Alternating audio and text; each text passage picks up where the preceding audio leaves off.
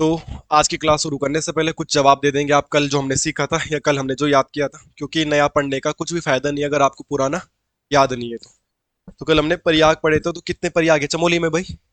3 प्रयाग थे चमोली में। हमने बद्री भी पढ़ी थी, तो कितने बद्री थे? 5। और केदार कितने थे? 2 केदार। कौन कौन से केदार थे? रुद्रनाथ और कल्पेश्वरनाथ। कल्पेश्वरनाथ के सामने एक ऐसा मंदिर जो एक ही दिन खुल रहा था, वंशी नारायण का मंदिर। ठीक है, वंशी नारायण की कहानी मैंने आप लोगों को बताई थी। वहां पे एक वैली है, कौन सी वैली थी? उर्गम घाटी, ध्यान रखना। और कल्पेश्वरनाथ साल भर खुला रहता है। और सबसे कम कौन खुलता है? रुद्रनाथ। रुद्रनाथ के 2 ट्रैक थे जाने के। एक ट्रैक कहाँ से था? सगर गांव से, जहां से पनार, पुंग और लुईठी बुग्याल आपको देखने के लिए मिलेगा। दूसरा हमने पढ़ा था मंडल वैली से, जहां से जाते समय आपको क्या मिलेगा? अनसुईया माता का मंदिर, और अगर से अलग से अत्रि मुनि का आश्रम। तो अत्रि मुनि का आश्रम चाहे अनुसुईया माता मंदिर, वो भी दोनों एक ही जगह पे, मंडल वैली में। मंडल वैली में बहुत ज्यादा बारिश भी होती है, इसलिए गढ़वाल का चेरा पूंजी भी कहा जाता है। किसको? मंडल वैली को। अब मंडल वैली कहाँ है? तो चमोली में। चमोली डिस्ट्रिक्ट पढ़ा था ना कल आपने, तो चमोली करोगे उसका आंसर। चमोली का हेडक्वार्टर गोपेश्वर। और कब बना था? 70 में, क्योंकि वहां आ गई थी बाढ़। चमोली में एक स्पेशल मंदिर, गोपेश्वर में एक बहुत फेमस मंदिर है, गोपीनाथ का मंदिर। और यहाँ पे किसकी शीतकालीन पूजा होती है? रुद्रनाथ की। अब बद्रीनाथ की शीतकालीन पूजा जोशीमठ में। कौन से मंदिर में? नरसिंह मंदिर में। कल तुम में से किसी ने स्टेटस लगाया था नरसिंह मंदिर का? तुम ही हो, तूने लगाया था, तो शायद किसी ने स्टेटस लगाया था कल नरसिंह मंदिर जोशीमठ। कोई गया होगा तुम में से, तो मैंने किसी का तो स्टेटस देखा, अभी तुम्हारे ढंग से नाम याद नहीं है, ये बोल रहा है मैंने, तो तब किसी ने किया होगा। ठीक है, तो जोशीमठ में नरसिंह मंदिर, और क्यों फेमस है वो? शीतकालीन पूजा। अब वहां पे एक मेला भी लगता था, तिमुंडा का मेला। वो किसके लिए जाना जाता था? मांस के लिए जाना जाता, मांस के लिए भी जाना जाता था। इसके अलावा जब हमने वो पढ़ा होगा तो हमने वहां पे कुंवारी पास भी देखा। कुंवारी पास में कौन आया था? कर्जन। कर्जन कब आया था? 1903 में। 1905 में बंगाल का विभाजन हुआ था, बट यहाँ कब आया था? 1930 में। इसीलिए उसे क्या कहा जाता था? कर्जन पास। असलियत में था क्या वो? कुंवारी पास। ये बात क्लियर है आप लोगों की? और हमने औली के बारे में पढ़ा होगा। जब औली पढ़ा होगा तो वहां पे शिखर है, कौन सा? संजीवनी शिखर। संजीवनी शिखर की कहानी बताई थी। और संजीवनी शिखर एक मंदिर भी है, अंजनी माता का मंदिर। और अंजनी माता किसे कहा जाता है आप लोगों को पता है? यहाँ पे मैंने हनुमान जी के पर्यायवाची भी बताया होगा, कपी का मतलब और कपीस का मतलब, ये भी मैंने आपको क्लियर करवाया होगा, यहाँ पे याद होगा आपको। और क्या पढ़ा था चमोली में, बताओ? चमोली में माणा गांव पढ़ा था। माणा गांव की हाइट बताओ? 72, 72। उसके बाद हमने बद्रीनाथ पर्वत की हाइट पढ़ी थी, 71, 40।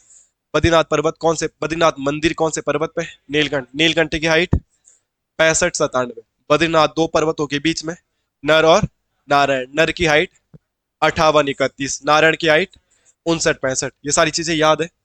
अगर किसी को भी ये चीजें याद नहीं है, एक बेसिक सा जानकारी, तो आप कांस्टेबल बनने में बहुत पीछे रह जाओगे। ये बात सत्य है, ये बात एक्सेप्ट करनी पड़ेगी। नौकरी उसी की लगेगी जो चीजों को याद कर पाएगा। कल आपको बहुत बेहतरीन तरीके से बताया है। आज हम एक नया जिला पढ़ेंगे। अब जैसे बोर्ड पे दिख भी रहा होगा आपको, मैंने आपको इमेजेस भी दिखाई है। और भी इमेजेस है, मैं और भी इमेजेस आपको दिखाऊंगा, बट बात करेंगे रुद्रप्रयाग की। कल हमने पूरा का पूरा चमोली डिस्ट्रिक्ट पढ़ा था, और होपफुली चमोली डिस्ट्रिक्ट कुछ हद तक आप लोगों को याद भी है। कुछ कुछ लोगों को तो याद है, पर कुछ लोग ऐसे भी है जिनको याद नहीं है। और मैं अभी भी कह रहा हूँ कि अभी भी कुछ नहीं बिगड़ा है, अभी भी मौका है, और अभी भी याद करना शुरू कर लीजिएगा। जहां पे कुछ भी समझ में नहीं आता है, बेझिझक होके पूछना है। ठीक है? बाकी मैंने आपको स्ट्रेटेजी भी बताई है कि पढ़ना कैसा है, क्या किया जा सकता है और क्या नहीं किया जा सकता। ठीक है? आज की क्लास में हमने क्या पढ़ना है? रुद्रप्रयाग जिला। तो हम जिला सीरीज पढ़ रहे थे। बेसिक कांस्टेबल बनने के लिए इतनी बातें तो हमें पढ़नी पढ़ना पड़ेगा। उसके बाद हम और भी चीजों पे बात करेंगे, जैसे कि हम रीजनिंग पढ़ रहे तो रीजनिंग पे फोकस करेंगे। फिलहाल हम रुद्रप्रयाग जिला पढ़ रहे हैं। मैं आपको एक बार इमेज भी दिखाया था, ये कौन सा इमेज है भाई? मदमेश्वर नाथ। तो मदमेश्वर नाथ भी रुद्रप्रयाग में, तो मदमेश्वर नाथ के बारे में पढ़ेंगे। ये कौन सा इमेज है भाई? तुंगनाथ। तो तुंगनाथ जी के बारे में भी हमने पढ़ना है। ये कौन सा इमेज है? त्रिजुगी नारायण। तो त्रिजुगी नारायण के बारे में भी हमको पढ़ना है। ये कौन सा इमेज है? ऑल्सो त्रिजुगी नारायण। तो इसके बारे में भी हमको पढ़ना है। ये कौन सा मंदिर है? कार्तिक स्वामी। ये भी रुद्रप्रयाग में होगा। ओके। ये कौन सा मंदिर है? ये भी कार्तिक स्वामी। ये भी कौन सा जिले में होगा? रुद्रप्रयाग। ये कौन सा प्रयाग है? सोन प्रयाग। ये तो दिख भी रहा है, तो ये भी कहाँ होगा? रुद्रप्रयाग में। ये कौन सा मंदिर है भाई? केदारनाथ। केदारनाथ का मंदिर में जब आपदा आई थी, क्योंकि रुद्रप्रयाग डिस्ट्रिक्ट में हम केदारनाथ के आपदा को भी डिस्कस करेंगे। कब वो आपदा आई थी, कैसे वो ऑपरेशन चलाए गए थे, कैसे उस पर फिल्म बनी थी, एवरीथिंग उस पर भी हम डिस्कस करने वाले हैं। दैट्स वाई ये इमेजेस है। उखीमठ के बारे में हम लोगों को पता होना चाहिए। उखीमठ क्या है? उखीमठ वो शहर है जहाँ पे शीतकालीन पूजा होती है केदारनाथ भगवान की। उखीमठ में कोई मंदिर होगा तो उस मंदिर का नाम है ओंकारेश्वर मंदिर। तो ओंकारेश्वर मंदिर के बारे में भी हम लोगों को जानकारी होनी चाहिए थी। इसके अलावा एक और इमेज है तो भगवान केदारनाथ, इससे तो सभी लोग परिचित है, ऐसा कोई बोल नहीं सकता कि हम नहीं जानते हैं। और इसके अलावा जो ये है रुद्रप्रयाग का मेन संगम। रुद्रप्रयाग एक संगम भी होगा और रुद्रप्रयाग एक जिला भी होगा। तो हम क्या पढ़ेंगे, रुद्रप्रयाग जिला पढ़ेंगे। तो हेडिंग डाल लीजिएगा रुद्रप्रयाग डिस्ट्रिक्ट। जैसे आप लोगों ने चमोली याद किया है वैसे ही आप लोगों को रुद्रप्रयाग जिला भी याद होना चाहिए। अब मैं यही उम्मीद आप लोगों से करता भी हूँ। अगर आपने ये सारी चीजें याद कर ली तो फिर समझो कि बात बन गई। अगर याद नहीं करोगे तो फिर समझ जाओ कि दोस्त कोई आपकी हेल्प नहीं कर सकता। हमें स्वयं की हेल्प स्वयं करनी पड़ेगी। मैं बस तुम्हें रास्ता दिखा सकता हूँ, करना आपको खुद पड़ेगा। शुरू करें आज की क्लास। चलो, जब हम आज की क्लास पढ़ेंगे तो हम पढ़ेंगे रुद्रप्रयाग के बारे में। तो रुद्रप्रयाग ये जिला रहा, आपको दिख रहा है, ठीक है। और इस रुद्रप्रयाग के अंदर जो इंपॉर्टेंट इंपॉर्टेंट चीजें हैं उन सबको आज ही हम क्या कर लेंगे, डिस्कस। जितना होगा उतना हम डिस्कस करने का आज प्रयास करेंगे। रुद्रप्रयाग की पहली बात जो मैं आप लोगों को पहले भी बताया हूँ, बेसिक सी बात है कि रुद्रप्रयाग जिला बना कब भाई, ठीक है। अगर हम रुद्रप्रयाग पढ़ रहे हैं तो पता तो चले बना कब। तो रुद्रप्रयाग बना कब था भाई। तो रुद्रप्रयाग जिले की जो स्थापना हुई थी वो स्थापना हुई थी आपका 1997 में। सिर्फ रुद्रप्रयाग ही नहीं, बारूच, बागेश्वर, रुद्रप्रयाग और चंपावत। बागेश्वर, रुद्रप्रयाग और चंपावत, तीनों के तीनों जिले 1997 के बने, ये मैंने आपको बताया। जब भी हम बागेश्वर को पढ़ेंगे तो बागेश्वर में एक पॉइंट हमको ये देखने के लिए मिलता है कि बागेश्वर का ओल्ड नेम क्या है। तो बागेश्वर को पुनाड़ नाम से भी जाना जाता है, मतलब रुद्रप्रयाग को, सॉरी, डिस्ट्रिक्ट तो रुद्रप्रयाग ही है ना, मैंने बागेश्वर बोल दिया बट है तो रुद्रप्रयाग ना, ठीक है। तो रुद्रप्रयाग का ओल्ड नेम पूछेंगे तो आप क्या बोलेंगे दोस्त, पुनाड़। बट रुद्रप्रयाग का एक और निक नेम है, और रुद्रप्रयाग को शिव की नगरी भी कहा जाता है। शिव जी के मंदिर है, तो अगर आपसे प्रश्न बनेगा शिव की नगरी किसे कहा जाता है, तो शिव की नगरी में आप किसका आंसर करोगे, रुद्रप्रयाग। अगर क्वेश्चन आएगा शिव की राजधानी, तो शिव की राजधानी किसे कहते हैं बताओ। अरे क्वेश्चन आता शिव की भूमि किसे कहते हैं बताओ। देखो कुछ बेसिक बातें आप लोगों को पता होनी चाहिए। यहाँ तो मैं रुद्रप्रयाग जिला पढ़ा रहा हूँ, बट मैं आप लोगों को एक्स्ट्रा फैक्ट बताता हूँ। देखो, एक्स्ट्रा फैक्ट भी लिखते रहना, ठीक है, आप समझ रहे हो।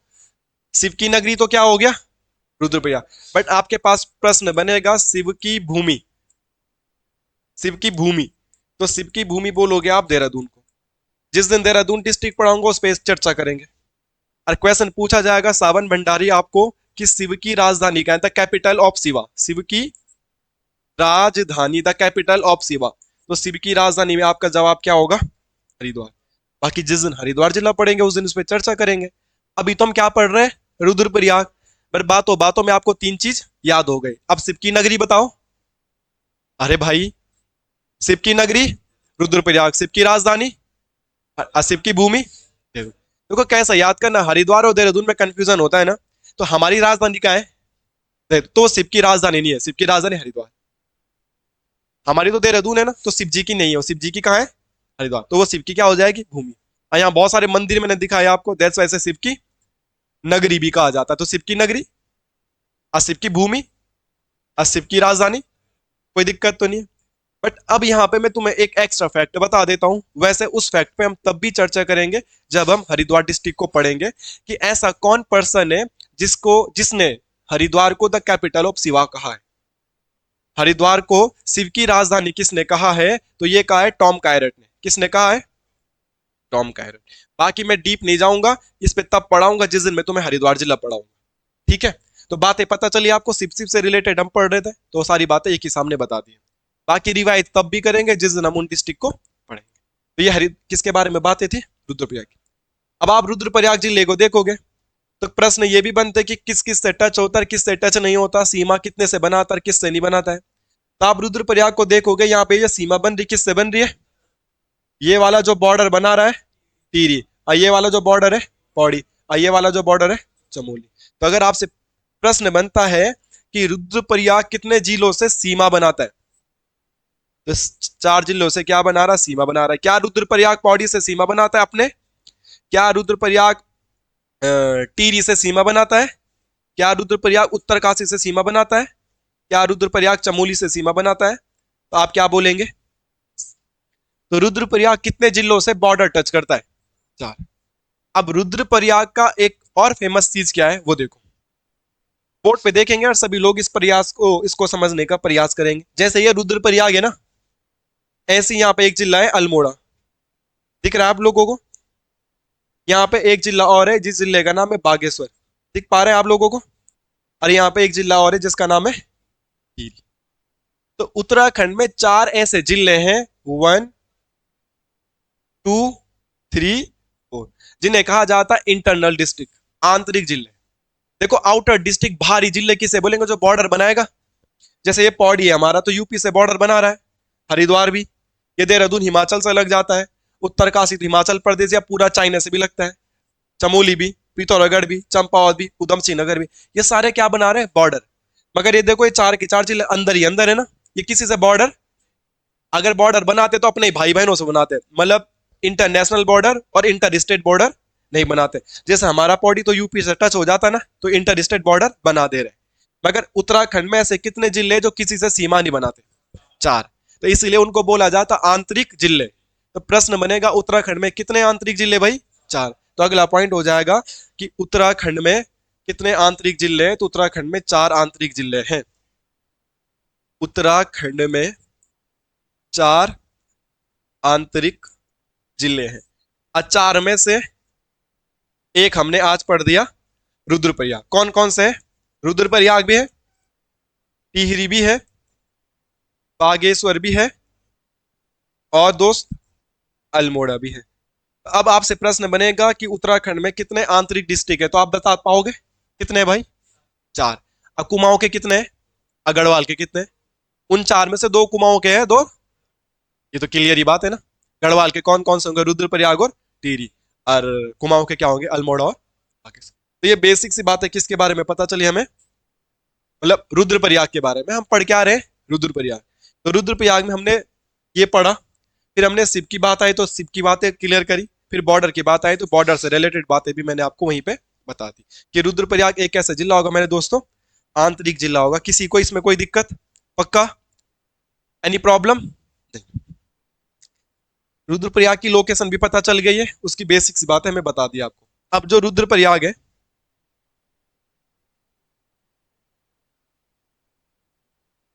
कुछ वन लाइनर क्वेश्चन रुद्रप्रयाग के बारे में। उत्तराखंड में सबसे ज्यादा पुरुष साक्षरता, क्या बोल रहा हूं मैं? पुरुष साक्षरता। उत्तराखंड में सबसे ज्यादा पुरुष साक्षरता भी किसकी है? रुद्र। साक्षरता मतलब समझते हैं आप लोग, लिटरेसी रेट। तो साक्षरता सभी जिलों की कोई टॉपर होगा, कोई कहीं होगा। तो इस साक्षरता को तीन तरीके से बांटा जाता है। यहाँ पे बात ध्यान दे, अभी तुम नए नए हो, सब कांस्टेबल की तैयारी कर रहे हो, अभी आपको पता नहीं है कितना बड़ा माया जाल है, कितना बड़ा जंजाल है। तो मैं कुछ बातें आपको बता रहा हूँ कि आपके पास बहुत ज्यादा टाइम भी नहीं है, और मैंने आपको बताया कि आपको सेल्फ स्टडी ज्यादा करनी है। कोचिंग सेंटर में 2, 3, 4 घंटे तक रह सकता है आदमी, बाकी 20, 22 घंटे अपने पास होते हैं। और आप उन घंटों में क्या पढ़ोगे और क्या करोगे मैं आपको ऑलरेडी बता चुका हूँ। एक और बात मैं आप लोगों को जो बताना चाहता हूँ, मैं ये भी बताना चाहता हूँ कि कुछ ऐसे टॉपिक है जो बार बार एग्जाम में देखने के लिए मिलते हैं। समझ पा रहे हो आप बात को? जैसे जनजाति हो गया और जनगणना। तो जनगणना वाले टॉपिक में क्या आता है? साक्षरता। तो सिंपल वन लाइनर क्वेश्चन है कि साक्षरता सबसे ज्यादा पुरुषों में, मेल में, मेल लिटरेसी रेट कहाँ की है? रुद्र पे। बट कहीं ना कहीं सबसे कम भी होगा, होगा कि नहीं होगा? दूसरा क्वेश्चन, फीमेल में भी तो कोई टॉपर होगा। अब फीमेल में कोई कोई लास्ट भी होगा, ठीक है नहीं? और एक ओवरऑल भी तो होगा, जहां मेल फीमेल की बात नहीं, सिंपल साक्षरता सबसे ज्यादा कहाँ की और सबसे ज्यादा कम कहाँ की। तो यहां से 6 क्वेश्चन बन गए। एक हमें ओवरऑल भी पता होना चाहिए, ओवरऑल टोटल टॉपर कौन है, ओवरऑल सबसे कम पढ़े लिखे कहाँ के, महिलाओं में टॉपर कौन है और महिलाओं में लास्ट में कौन है। अब पुरुषों में टॉपर कौन है, लास्ट में कौन है? पुरुषों का टॉपर तो रुद्रप्रयाग है, क्योंकि हम रुद्रप्रयाग जिला पढ़ रहे तो बता दिया है। मगर यहीं पे साक्षरता को पूरा कंप्लीट कर लेते हैं। बहुत हाईली चांस है कि जनगणना से तुम्हारे पास 2 क्वेश्चन बने। मैं बात बताता भी रहा हूँ तो कि कौन कौन से टॉपिक इंपॉर्टेंट है, आप उसे सेल्फ से भी पढ़ेंगे, बाकी मैं पढ़ाऊंगा तो पढ़ाऊंगा, ठीक है? तो मैं साक्षरता की बात कर रहा था। तो अगर आपसे पूछ लिया जाएगा यहीं पे सबसे कम साक्षरता किसकी होगी पुरुषों में, तो हरिद्वार। पुरुषों में टॉपर कौन है, मेल लिटरेसी रेट में टॉपर कौन है, और लास्ट बॉटम पे कौन है? कोई दिक्कत? अगर हम महिला की बात करेंगे, तो महिला में टॉपर कौन है? बहुत बढ़िया जवाब दिया। महिलाओं में सबसे ज्यादा पढ़ी लिखी महिलाएं, और सबसे कम में जो होगा महिला लिटरेसी रेट में, उत्तरकाशी। क्या होगा? अरे फीमेल लिटरेसी रेट में टॉपर कौन है? और फीमेल लिटरेसी रेट में सबसे कम कहां की जन साक्षरता है? उत्तरकाशी। पुरुष में टॉपर कौन है और सबसे लास्ट पे कौन है? कोई प्रॉब्लम यहां तक? यहां तक कोई प्रॉब्लम है? नहीं। अब एक बात करेंगे किसकी? Over all. यहां पे वो महिला पुरुष कुछ नहीं बोलेगा, जस्ट बोलेगा कि सबसे ज्यादा लिटरेसी रेट उत्तराखंड के किस जिले का है। कोई तो होगा टॉपर, तो वो कौन है? टॉपर देहरादून। कौन है दोस्त? अगर हम बात करेंगे ओवरऑल की, ठीक है। और ऐसी ओवरऑल में सबसे लास्ट में तो कोई होगा, होगा कि नहीं होगा? अब बहुत सही जवाब दिया आपने, जिसने भी बोला दिस इज यूएस नगर। तो यहां हमने कितने क्वेश्चन को डिस्कस कर लिया? 6। पढ़ तो हम रुद्रप्रयाग रहे हैं, मगर जहां पे जो बात आएगी उस बात को वहीं पे निपटा दो पूरा का पूरा। बात समझ में आई कि नहीं? लिख दिया आपने? लिखना क्या है? बिना लिखे बोलो, जवाब दो जरा। नहीं लिखना है यहां से। अभी बोला मैंने टॉपर मेल में, लिखते रहो। हाँ, मैं उसे निकालूंगा नहीं दोबारा।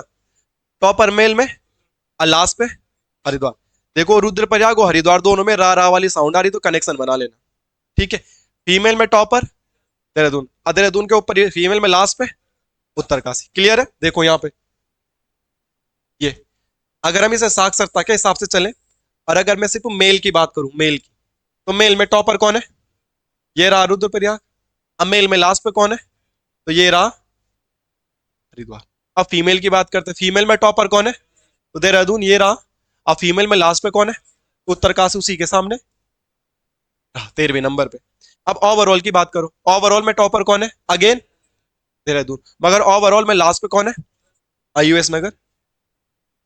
बात समझ में आई आपको? हमें ये 6 क्वेश्चन तो कम से कम पता याद हो गए। यहां तक किसी को कोई प्रॉब्लम है? पक्का? तो ये बेसिक्स इंफॉर्मेशन किसके बारे में थी? रुद्रप्रयाग जिले के बारे में थी। किसी को यहां तक कोई दिक्कत? इंटरनल डिस्ट्रिक्ट हो गया, साक्षरता वाला कॉन्सेप्ट भी हो गया, शिव की भूमि, शिव की नगरी, शिव की राजधानी वाला कॉन्सेप्ट भी हो गया, ओल्ड नेम पुनाड़ के बारे में भी हो गया। यहां तक किसी दोस्त को कोई दिक्कत है तो बताइए। कोई प्रॉब्लम यहां तक? पक्का? आगे बढ़े नेक्स्ट। अब हेडिंग पढ़ते, ये तो बेसिक इंफॉर्मेशन किसके बारे में थी? रुद्रप्रयाग। यार हम रुद्रप्रयाग पढ़ रहे, कुछ तो पता चले उसके बारे में, है कि नहीं है? अब हमने उसके बारे में छोड़ो, उसके बारे में एक्स्ट्रा भी हमने याद कर लिया है। याद हो रहा है ना? लिखना इंपॉर्टेंट नहीं है, याद करना इंपॉर्टेंट है। मैं अभी भी कह रहा हूं, लिख के नौकरी नहीं लगेगी, नौकरी लगेगी तो याद करके लगेगी। इस बात को आप कहीं पे लिख दो, अपने दिमाग में सेव कर लो, ठीक है। याद करना ही करना पड़ेगा। तो अब हम हेडिंग डालेंगे रुद्रप्रयाग के जो फेमस फेमस जगह है। तो पहली हेडिंग हो जाएगी आपका केदारनाथ। रुद्रप्रयाग में पहली हेडिंग क्या हो जाएगी? केदारनाथ। तो केदारनाथ जी के बारे में हम लोग पढ़ते हैं। थोड़ी देर पहले मैंने केदारनाथ जी का इमेज आप लोगों को बताया था, और ऐसा कोई नहीं है जिसके केदारनाथ जी के बारे में पता नहीं होगा। ये वाला इमेज आप सब लोगों ने देखा हुआ है केदारनाथ जी के बारे में। हमको ये भी डिस्कस करना है क्या क्या यहाँ पे क्वेश्चन आ सकते हैं। केदारनाथ मंदिर की हाइट क्या है? केदारनाथ पर्वत जो है उसकी हाइट क्या है? केदारनाथ पर्वत किन किन दो पर्वतों के बीच में? केदारनाथ पर्वत खुद किस पर्वत पे है? केदारनाथ पर्वत का ओल्ड नेम क्या था? केदारनाथ पर्वत में किस भाग की पूजा होती है? कल बताया था ना आपको, किस भाग की? डिस्ट्रिक्ट की। और हाथों की? तुंगनाथ में। मुख की? और बालों की? और पेट की? याद है ना आप लोगों को? ये याद करना है, ठीक है। और जब हम केदारनाथ बाबा के बारे में पढ़ेंगे तो शीतकालीन पूजा ऊखी मठ के बारे में भी पढ़ना पड़ेगा, और ओंकारेश्वर मंदिर के बारे में भी पढ़ना पड़ेगा। और जब इनके बारे में पढ़ेंगे तो केदारनाथ में होने वाली आपदा के बारे में भी पढ़ना पड़ेगा। तो इतनी सारी चीजों को हम एक ही सामने डिस्कस करने वाले हैं। इमेजेस आपको पता ही है, इमेजेस दिखाने का मतलब सिंपल सा ये है कि थोड़ा बहुत विजुअल आदमी को ज्यादा देर तक याद रहता है, बट ये ऐसे विजुअल है कि हम लोग पहले से भी पता था। कुछ और डिस्ट्रिक्ट होता तो थोड़ा विजुअल में मजा आता कि जो देखा नहीं है, बट ये तो हमने पहले से भी देखा था। ओके, तो कल से जो भी होगा मैं इसी टाइप से आपको विजुअल दिखा के पढ़ाऊंगा, तो समझ में ज्यादा अच्छे से आएगा। ओके, आज तो फोटो भी डाउनलोड अभी करी, बट कल से मैं तैयारी करके रखूंगा। तो केदारनाथ जी के बारे में हेडिंग डाल दीजिएगा और लिखने का प्रयास करते हैं कि क्या क्या है और क्या क्या नहीं। पहली बात, केदारनाथ मंदिर की हाइट क्या है? तो लगभग 35-84 मीटर। और हमने 4 धाम पढ़ लिए, यमुनोत्री पढ़ लिया, गंगोत्री पढ़ लिया, और बद्रीनाथ भी पढ़ लिया। और आखिरी 4 धाम में हम क्या पढ़ रहे हैं? केदारनाथ। चार धाम में आखिरी हम क्या पढ़ रहे हैं? केदारनाथ। तो ध्यान रखना, चारों धामों में सबसे अधिक ऊंचाई, चारों धामों में मैक्सिमम हाइट पर कौन है? पहला पॉइंट तो क्लियर है, हाँ कि ना? अब जैसे आप लोगों ने पढ़ा होगा बद्रीनाथ पर्वत, यस और नो? तो बद्रीनाथ पर्वत की हाइट बहुत बढ़िया। फिर आपने गंगोत्री पर्वत पढ़ा, पर हाइट बताओ? 6672, क्या बोला? 660, बहुत बढ़िया। और लास्ट हमने पढ़ा यमुनोत्री, 6400। अब इसका मतलब केदारनाथ भी तो पर्वत होगा, हाँ कि ना? सारा बार बार रिवाइज करना है, ओके? तो केदारनाथ पर्वत की हाइट क्या है बताओ भाई? प्रकाश भाई बताएगा। 6968, बहुत बढ़िया। तो एक केदारनाथ पर्वत भी है और एक केदारनाथ, तो मंदिर की हाइट भी क्लियर है और पर्वत की हाइट भी क्लियर है। और जो बच्चे याद कर रहे हैं उनको चारों धामों के मंदिर भी याद हो गए और चारों धामों के पर्वत भी याद हो गए। आपके पास कांस्टेबल में कुछ क्वेश्चन बहुत टफ भी आएंगे और कुछ क्वेश्चन बहुत इजी भी आएंगे। ये हर पेपर का एक सिनेरियो होता है, सारे क्वेश्चन आसान नहीं होंगे और सारे क्वेश्चन मुश्किल भी नहीं होंगे। तो कई बार क्वेश्चन ऐसे भी बन सकता है कि चारों धामों को असेंडिंग ऑर्डर में डिसेंडिंग ऑर्डर में लगाओ, तो जब तुम्हें हाइट पता होगी तभी तो लगाओगे, है कि नहीं है? तो आप उनकी हाइट को भी बार बार रिवाइज करते रहो। वैसे तो मैंने बता दिया है, रिवाइज इसको यार। वहां तक कोई गाड़ी वाला नहीं है देव मंदिर तक वाला भी तो अकेला जाए? गाड़ी है तेरे पास? भाई को लेके जाना, ठीक है, देव मंदिर तक। अचानक से याद आ गया मुझे, पैदल जाएगा तो तू देव मंदिर से कैसे आया था फिर? फिर देव मंदिर तक तो ऑटो में आया, वहां से यहाँ ऑटो कहाँ थे? पहले डांट तक, पहले डांट से फिर पैदल। बड़ी स्ट्रगल है यार तेरे जीवन में तो भाई, रोना आ जाएगा ऐसे पढ़ाते पढ़ाते। इतने दूर दूर से बच्चे पढ़ने के लिए आते हैं। सुबह वाले बैच में एक जॉन सारी है, वो दो टीरी साए हैं, ये भाई चमोली का है, वो कोई लाल पानी सा रहा है, किसी गड्डी सा रहा है। नजदीक वाले कहाँ है? मुझे जो मैसेज भी आते हैं ऑनलाइन वो सब दूर विदेश से आते हैं। मैं उधम सिंह नगर से बोल रहा हूँ, मैं देहरादून से बोल रहा हूँ, कोटद्वार वाले कहाँ है? मुझे भी यही लग रहा है भाई। मेरी फैन फॉलोइंग देश विदेश में फैली, पर नजदीक कोई नहीं दिख रहा मुझे। सारे लोग दूर दूर से आ रहे हैं। लोकल के लोग ऑनलाइन नहीं पढ़ते क्या? पता नहीं, चलो कोई बात नहीं। इसके बारे में क्लियर है आप लोगों को, बेसिक सी बात है। आगे पढ़ते हैं। धामों में जो पूजा करते हैं उन्हें बोला जाता है रावल पुजारी या रावल पंडित। क्या कहा जाता है? रावल पंडित। और जो यहाँ के रावल पंडित होते हैं वो कहाँ से आते हैं? मैसूर से। कहाँ से आते हैं? तो केदारनाथ के रावल पंडित कहाँ के होते हैं? अगर क्वेश्चन बनेगा आपका तो आप क्या जवाब देंगे? मैसूर से। कोई दिक्कत किसी को नहीं? फिर क्वेश्चन ये भी बन सकता है कि जो केदारनाथ का हमारा धाम है, जो केदारनाथ धाम है हमारा, वो किस नदी के तट पे बसा हुआ है? तो हम क्या बोलेंगे? मंदाकिनी। कौन सी नदी के तट पे बसा हुआ है? मंदाकिनी नदी के तट पर बसा हुआ है। अब जब हमने मंदाकिनी नदी के बारे में पढ़ ही लिया है, ठीक है, मंदाकिनी नदी के बारे में हमने थोड़ा बहुत जब जानकारी प्राप्त कर ही ली है, तो हमको ये भी बात पता होनी चाहिए कि ये मंदाकिनी नदी कहाँ से आती है। तो मंदाकिनी नदी का जो उद्गम होता है, यहीं पे याद कर लेंगे सारी चीजें, यहीं पे। तो कहाँ से होता है? चौराबाड़ी ताल से। अब आपसे पूछा जाएगा चौराबाड़ी झील का है, तो रुद्रप्रयाग जिला पढ़ रहे हो आप? चौराबाड़ी झील को शरावती झील भी कहा जाता है। क्या कहा जाता है? शरावती झील भी कहा जाता है, यस और नो? तो शरावती झील कहाँ है? रुद्रप्रयाग में। रुद्रप्रयाग में एग्जैक्ट लोकेशन, यहां तक कोई प्रॉब्लम नहीं। फिर हमने देखा होगा 30 जनवरी 1948 को महात्मा गांधी की हत्या हो गई थी। कब? 30 जनवरी 1948 को। इसलिए 30 जनवरी को शहीद दिवस भी मनाते हैं, ठीक है? एक शहीद दिवस 23 मार्च को मनाया जाता है। 23 मार्च 1931 को शहीद भगत सिंह, सुखदेव और राजगुरु को फांसी हुई थी, 23 मार्च। तो उस दिन भी क्या मनाया जाता? Martyr day. और एक शहीद दिवस मनाया जाता 30 जनवरी को, जिस दिन महात्मा गांधी की हत्या हुई थी, ठीक है? हत्या की गई थी ना उनकी, हत्या मतलब किसी के द्वारा मारे गए थे, तो सब वहां पे कौन सा शब्द यूज करेंगे? हत्या, ठीक है? तो गांधी जी की अस्थियों को यहाँ बहाया गया, जैसे हमारी हड्डियों को हरिद्वार में बहाते ना, नॉर्मल। आपने देखा होगा किसी ने किसी की तो डेथ हुई होगी ना घर में, कभी ना कभी, दादा परदादा कोई तो मरा होगा, कि ऐसा है कि सब जिंदे रहेंगे? अरे धरती में आ गए तो मरना तो पड़ेगा ना। मैंने एक जगह ये लिखा हुआ पढ़ा था ना, बहुत अच्छी बात की थी कि बोले मरने का कारण रोड एक्सीडेंट या बीमारी नहीं होता है, मरने का कारण होता है पैदा होना। मरने का कारण ही जन्म है, अगर जन्म ही नहीं होगा तो मरूंगा ही नहीं। ये तो बहाना है कि एक्सीडेंट में मरा, बूढ़ा हो गया था, बीमारी लग गई थी, ये तो क्या है? क्योंकि जो पैदा हो गया है निश्चित है कि मरना है, मरना है। तो मरने का कारण बीमारी नहीं है, मरने का कारण है कि हम पैदा हो गए, तो अब तो जैसे हम भी पैदा हुए तो एक न एक दिन तो ये मरना, ये ही सत्य है और यही अंतिम सत्य है। ठीक है। तो गांधी जी की जब हत्या हुई थी तो उनकी अस्थियों को यहां बहाया गया था, इसीलिए इस झील को गांधी सरोवर भी कहते हैं। तो अब आपके पास आएगा गांधी सरोवर किस झील को कहते हैं भाई। और ऐसा क्वेश्चन नहीं आएगा, ऐसा क्वेश्चन आएगा निम्न में से किस झील में गांधी जी की अस्थियों को प्रवाहित किया गया था। तो चौराबाड़ी। चार झील दे देगा आपको, और चार झीलों में से किस झील में गांधी जी की अस्थियों को प्रवाहित किया गया था, तो आप क्या बोलोगे। तो यहां तक ये बातें क्लियर हुई, यस और नो बता दो। पक्का चीजें यहां तक डन है।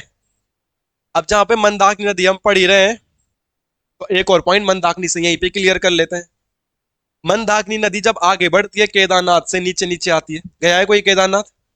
जब हम केदारनाथ का ट्रैकिंग नीचे से ऊपर करते हैं तो जो बगल में जो छोटा सा नदी दिखता है वहां पे तो गदनी टाइप है, रोल टाइप है, बहुत बड़ा नहीं है वहां पे मंदाकिनी नदी।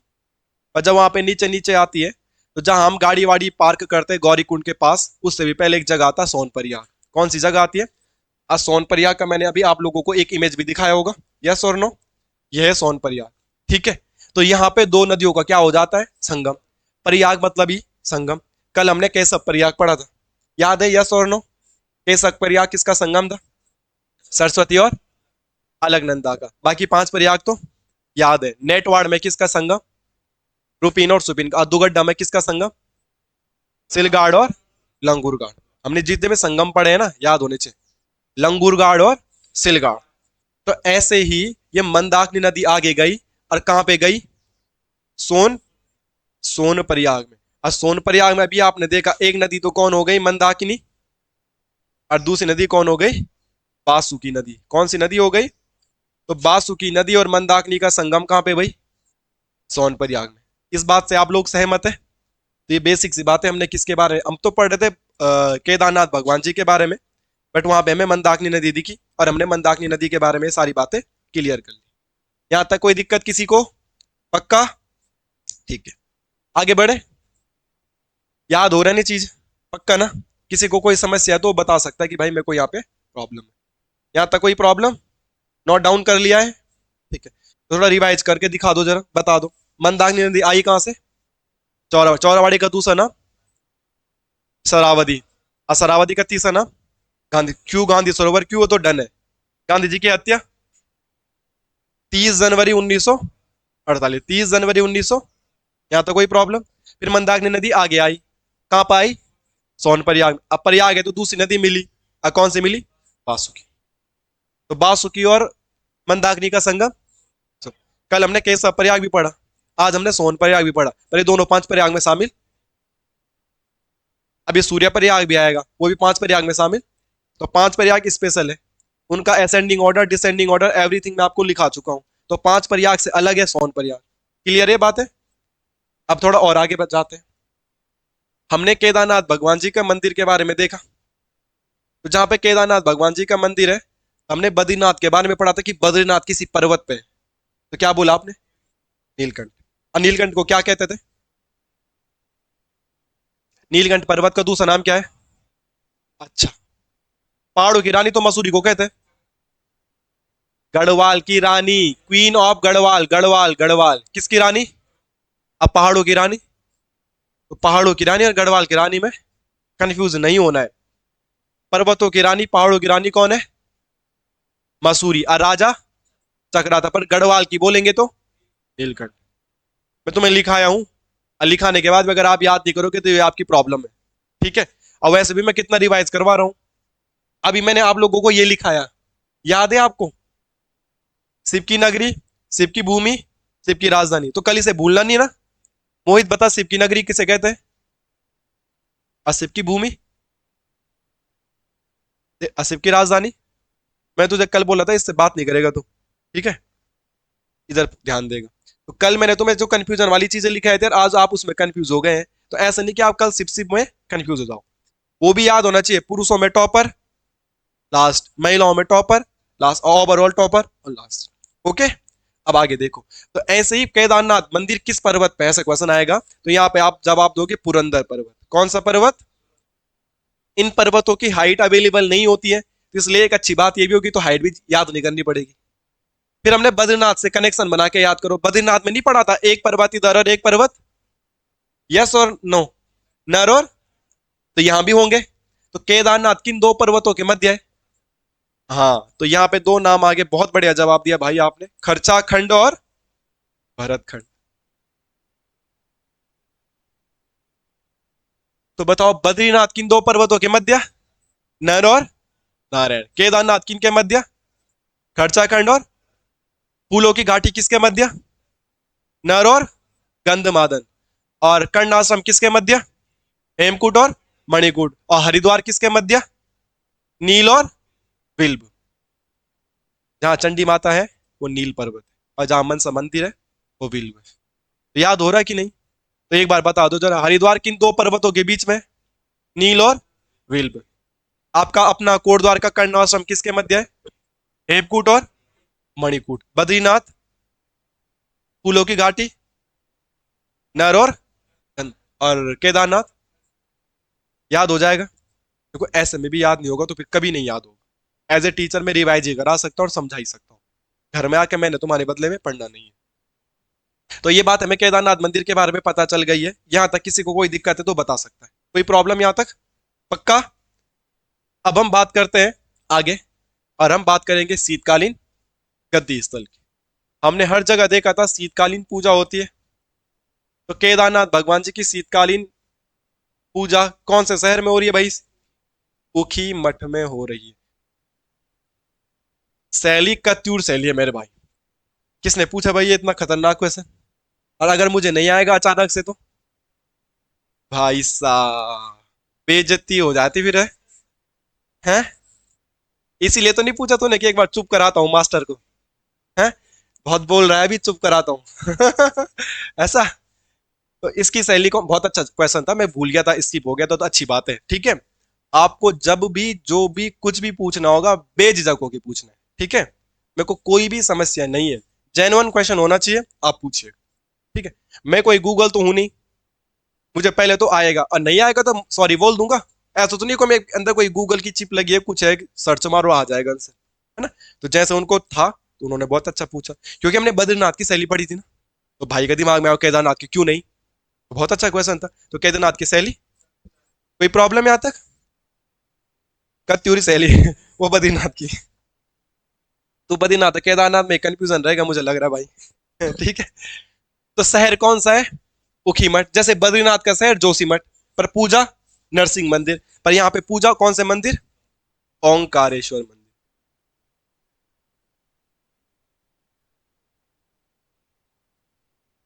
ओंकारेश्वर मंदिर। ओंकारेश्वर मंदिर की फोटो तो अभी दिखाई थी, बार बार दिखाने की कोई आवश्यकता तो नहीं है। ये बहुत सुंदर जगह है, कभी जाना, बहुत सुकून वाली जगह है। अब तो कपाट खुलने वाले हैं ना, ठीक है। तो अब तो यहाँ बंद होके वापिस केदारनाथ जाना पड़ेगा। मगर आदमी केदारनाथ जाने के लिए कितना तरसता है, कितना तड़पता है, कितना धक्का मुक्की से यार, मतलब बहुत स्ट्रगल करके केदारनाथ पहुंचता है। मगर अगर भगवान के प्रति श्रद्धा ही है तो शीतकालीन पूजा तो रोड हेड में हो रही है, ना पैदल जाना है, ना भीड़ भड़का, ना धक्का मुक्की, ना खाना पीना महंगा, रोड के सामने जाके दर्शन कर सकते हैं। बट वो तो वो वाली बात है ना कि हाथ में तेरा हाथ हो, सफर केदारनाथ हो, ऐसा स्टेटस लगाना है। आदमी केदारनाथ बाद में पहुंच रहा, पहले स्टेटस लग जा रही, 50-60 पैदल चलते शुरू हो गया, केदारनाथ हो गया, कुछ ना कुछ वो लगाते जा रहे हैं। ये नहीं है कि मतलब सबके लिए नहीं बोला जा सकता, पर मैक्सिमम क्या देखा जा रहा है कि श्रद्धा से कम लोग जा रहे हैं, और लोग अपने टारगेट पूरे कर रहे हैं। मैं केदारनाथ गया हूँ, मैं बद्रीनाथ गया हूँ, मैं यहाँ गया हूँ, मैं यहाँ गया हूँ। श्रद्धा जो है वो मतलब कम देखने के लिए मिलती है यार आजकल ये। मगर इस बार तो उन्होंने रूल भी बना दिया है कि केदारनाथ मंदिर का जो 30 मीटर का अप्रोक्स का दायरा है, वहां पे फोन वगैरह कैमरा वगैरह क्या हो जाएंगे, बैन हो जाएंगे। फोटो कैमरा ये गलत नहीं है अकॉर्डिंग टू मी, मैं खुद जाता हूँ तो मैंने भी बहुत सारे ब्लॉग बनाए। ये बहुत सही भी है, कोई जा रहा है इतने मेहनतों से जा रहा है, अपनी यादें संजो के रख रहा है, तो नॉट ए बिग डील।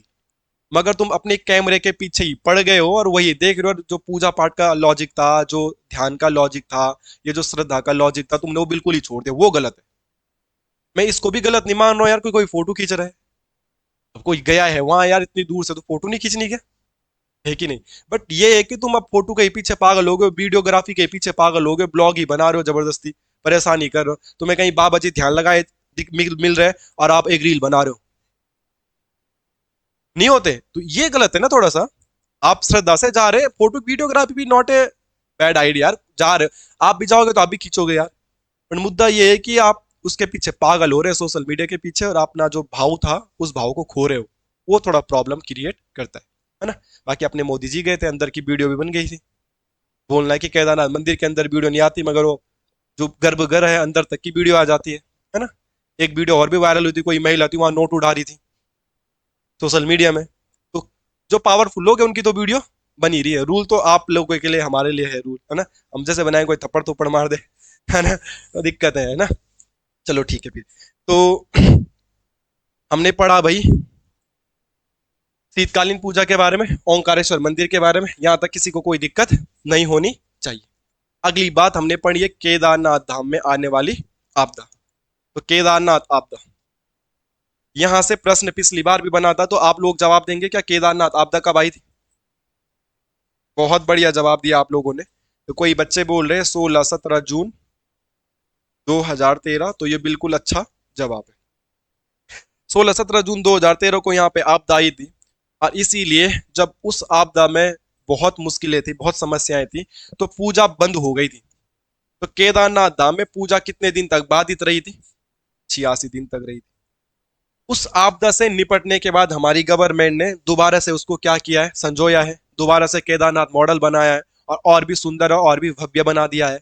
तो इसके लिए ऑपरेशन चलाया गया था, वहां बचाव कार्य चलाए गए थे, मतलब जो आपदा में फंसे लोग थे उनको बचाने के लिए बचाव कार्य चलाए गए थे। तो जब बचाव कार्य चलाए गए होंगे, तो केदारनाथ आपदा में क्या चलाया होगा, ऑपरेशन चलाया होगा। तो इसको क्या बोला जाता है, ऑपरेशन सूर्य होप।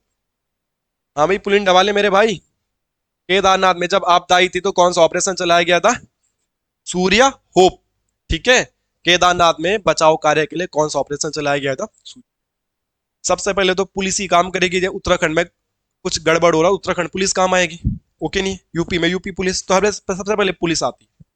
जब पुलिस से नहीं बात संभली, तो हमारे उत्तराखंड में आईटीबीपी के लोग भी रहते हैं, आईटीबीपी के फौजी भी रहते हैं। कल परसों मैंने पढ़ाई भी था, कब बनी आईटीबीपी? 1962, कहानी मैंने पूरी आप लोगों को सुनाई थी। यस और नो? जब इंडो चाइना वॉर हुआ था उनको बुलाया गया था, जब उनसे भी बात नहीं बनी आर्मी को बुलाया गया था, आर्मी से बात नहीं बनी एयरफोर्स को भी बुलाया गया था, एसडीआरएफ, एनडीआरएफ। मतलब बचाव कार्य में जितना हो सकता था सेंट्रल गवर्नमेंट स्टेट गवर्नमेंट द्वारा पूरी मदद की गई थी। बहुत बड़ा आपदा ये था, तो इसलिए इसमें सभी लोगों ने मदद की थी। उत्तराखंड में आईटीबीपी भी रहती है, क्योंकि आईटीबीपी चाइना बॉर्डर पर रहती है, और उत्तराखंड चाइना बॉर्डर के साथ मिलती बॉर्डर बनाती है। तो यहाँ पे एक क्वेश्चन आता है कि इस आपदा में ITBP, Indian Tibet border police force, कब बनी आईटीबीपी? 1962। आईटीबीपी ने पीस में बहुत सारा क्या दिया है, योगदान, और उन्होंने इस योगदान पर एक फिल्म बनाई है, और उस फिल्म का नाम है हिमवीर। क्या है? हिम मतलब बर्फ, और वीर बोले तो वीर बहादुर। तो केदारनाथ आपदा पर आईटीबीपी के द्वारा बनाए गए फिल्म का नाम क्या है? क्या नाम है भाई? हिमवीर। और ये हिमवीर एक ऐसी फिल्म नहीं है कि हीरो होगा हीरोइन होगा, ऐसे कुछ नहीं। एक डॉक्यूमेंट्री टाइप की है कि केदारनाथ में आपदा आई थी, कैसे कैसे बचाव कार्य चलाए गए थे, कितना मुश्किल वो संघर्ष रहा है जीवन, है ना। कई लोगों की तो अभी तक भी पता नहीं है कहाँ है, उनको बस मृत घोषित कर दिया है। जब आपदा आती तो सभी लोग मिल नहीं पाते, है ना। तो ये बातें समझ पा रहे हो आप लोग? इस पे डॉक्यूमेंट्री बनाई किसके द्वारा? आईटीबी द्वारा। नाम क्या है उसका? जब भी आपने कभी डॉक्यूमेंट्री देखी होगी तो उसमें जो साउंड रहता है बाहर से दिया जाता है, डबिंग साउंड। जैसे कि आप कार्टून देखते हो तो सनी देओल के आवाज में बहुत सारे कार्टून रहते हैं, या शाहरुख खान की आवाज में देखे ना कार्टून, कौन सा वाला रहता है ना ऐसे। तो ऐसे इस फिल्म में अगर आपसे पूछा जाएगा आवाज किसके द्वारा दी गई है, तो ये दी गई बिग बी के द्वारा, अमिताभ बच्चन। तो हिम्बी फिल्म कौन है भाई वो? ओ भाई, कुछ बोलेगा और अमिताभ बच्चन की आवाज में? तो अमिताभ बच्चन ने किस फिल्म में आवाज दे रखी है? हिमवीर। और हिमवीर फिल्म किसको डेडिकेटेड है? केदारनाथ आपदा में जो चलाए गए बचाव कार्य थे। यहां तक किसी को कोई समस्या है, दुख तकलीफ है तो बता सकते हैं, कोई दिक्कत? पक्का? इस पे रिलेटेड एक बहुत फेमस बुक लिखी गई है, और उस बुक का नाम है तुम क्यों चुप हो केदार। तुम क्यों चुप हो, गाने लिख रहा है वे। केदारनाथ भगवान में लोग श्रद्धा भाव से गए थे ना। अब यार 1000 लोग जा रहे हैं एक घंटे में, एक घंटे में 1000 के, एक घंटे में 20,000 लोग चले जाते हैं। पर कहने का तात्पर्य इतने भीड़ है, तो ऐसा तो नहीं बोला जा सकता कि सब सोशल मीडिया वाले। बहुत सारे लोगों की बहुत श्रद्धा भाव होती है। भाई मैं तो इतना मंदिरों में जाता हूँ, इतना घूमने फिरने के लिए मैं देश विदेश जाता हूँ, तो मैं देखता हूँ कि भगवान के प्रति लोगों का इतना ज्यादा श्रद्धा है कि मतलब सोच भी नहीं सकते। आपने देखा होगा भी कपाट खुले भी नहीं, और लखनऊ लखनऊ यूपी यूपी के लड़के दंडवत प्रणाम करते हुए केदारनाथ की यात्रा शुरू कर दी। मतलब लेट लेट के केदारनाथ आ रहे, कई लोग नंगे पांव केदारनाथ आ रहे। अभी तुमने देखा होगा एक नेपाल का एक व्यक्ति था, और वो उल्टे उल्टे यात्रा करी उसने, वो बहुत फेमस हुए थे।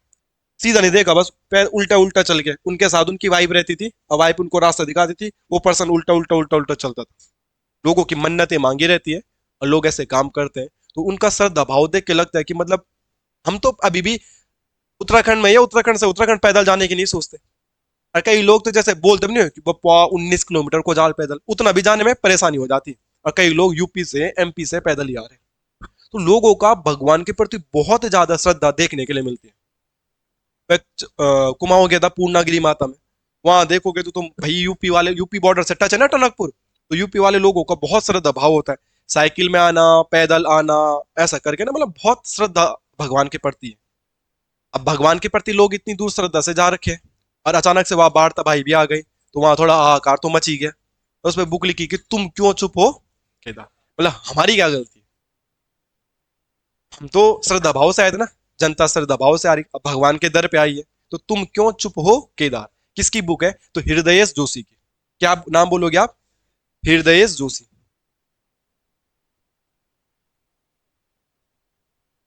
इतनी बातें क्लियर हो जाएगी आपको। अभी हमने एक ही हेडिंग पढ़ी केदारनाथ जी के बारे में, और वो भी हमने भी पूरा कंप्लीट नहीं किया है। इस बात से आप लोग सहमत है कि नहीं है, जितना भी हमने पढ़ा है। आगे बढ़े हम लोग, नोट डाउन कर लिया आप लोगों ने।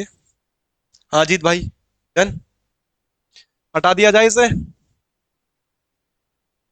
आयुष लिख ले लिख ले, शर्मा क्यों रहा है, क्या बोल रहा, ऑनलाइन ही लिखूंगा। लिख दिया, हृदय जोशी लिख दिया आपने, एनी प्रॉब्लम। वाह भाई वाह। अब हमने यहाँ पे एक डेट लिखनी है, वो है 5 नवंबर 2021। 2011, 2011 क्यों भाई, 5 नवंबर 2021, ठीक है। 5 नवंबर 2021 को यहाँ पे मूर्ति को स्थापित किया गया था शंकराचार्य जी की। किसकी मूर्ति, शंकराचार्य जी की मूर्ति स्थापित। शंकराचार्य जी की मूर्ति स्थापित की गई थी कहां पर, केदारनाथ में, बाय आपके यशस्वी प्रधानमंत्री मोदी जी। कौन है मोदी जी का फैन, इतनी बड़ी जनता सब मोदी जी के फैन, वाह भाई वाह। राहुल गांधी के फैन, वाह, अच्छा है, यंग ब्लड।